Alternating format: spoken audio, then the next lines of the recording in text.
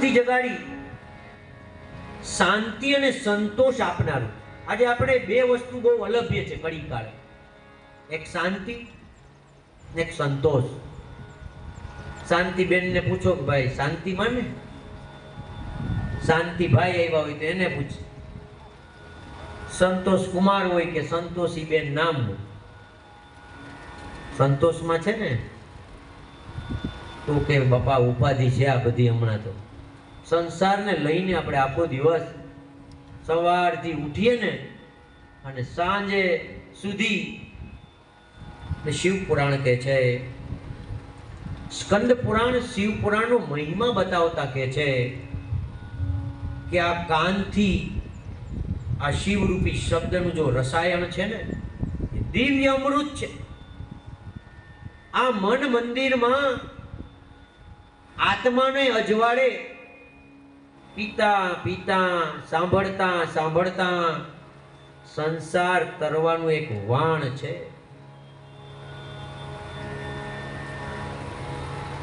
આપની શિવ મહાપુરાણ સાંભળવાની ઈચ્છા જ છે ને એ આ શિવલોકની અનુભૂતિ તમને કરાવી દેશે.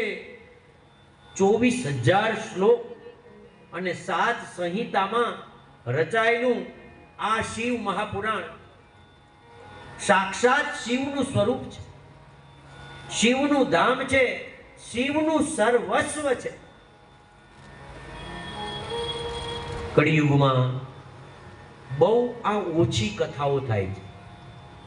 તમે આખા ટેલિવિઝન ઉપર જોઈ લેજો, કથાઓ જ્યાં થતી હોય ત્યાં જોજો. હમણાં જ્યારે ભરત બાપુને અમે શાસ્ત્રીજી હિતેશભાઈને બેઠા હોય ત્યારે વાત આ જ કરતા હોઈએ, સંગીતની બધી થોડી તૈયારીઓ ચાલે ત્યારે, કે શિવ મહાપુરાણ કથા બહુ જ આત્માની એટલી બધી ઊંડાણપૂર્વકની, સત્ય લોકની. આ પૃથ્વી જ્યારે પ્રગટ થઈ, આજે પણ એ જ દિવસ છે. આજના તમને ખબર છે 9 વર્ષ પછી, આમ તો ઘણા કાલથી પણ શરૂઆત કરી, પણ આજે ચૈત્ર મહિનાની એકમ બીજ, આજનું 9 વર્ષના રાજા એટલે શાલિવાહન રાજા છે. શાલિવાહન રાજાએ ને બ્રહ્માનો આ સૃષ્ટિ ઉત્પત્તિનો એ પહેલો દિવસ,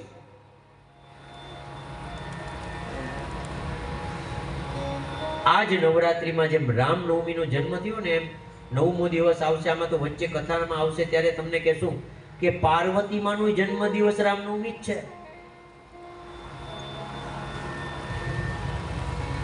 આ શિવ મહાપુરાણ કથા પાપીના સંતાપને હરી લે છે, દુરાચારીને શુદ્ધ આચારી બનાવી દે છે. પ્રાચીન કિરાતો, જંગલમાં રહેનારા આદિ માનવો, કારણ કે સતયુગ ચાલુ થયો ત્યારે બધે જંગલ જ ને, ત્યારે બધા આદિ માનવ. એક દેવરાજ કર્મથી ભ્રષ્ટ થઈ આચાર ભ્રષ્ટ જીવન જીવતો હતો અને દેવયોગથી એક પ્રતિષ્ઠાનપુર ઝુસી નામનું પ્રયાગ બતાવ્યું છે આ શિવ મહાપુરાણ, ત્યાં ગયો.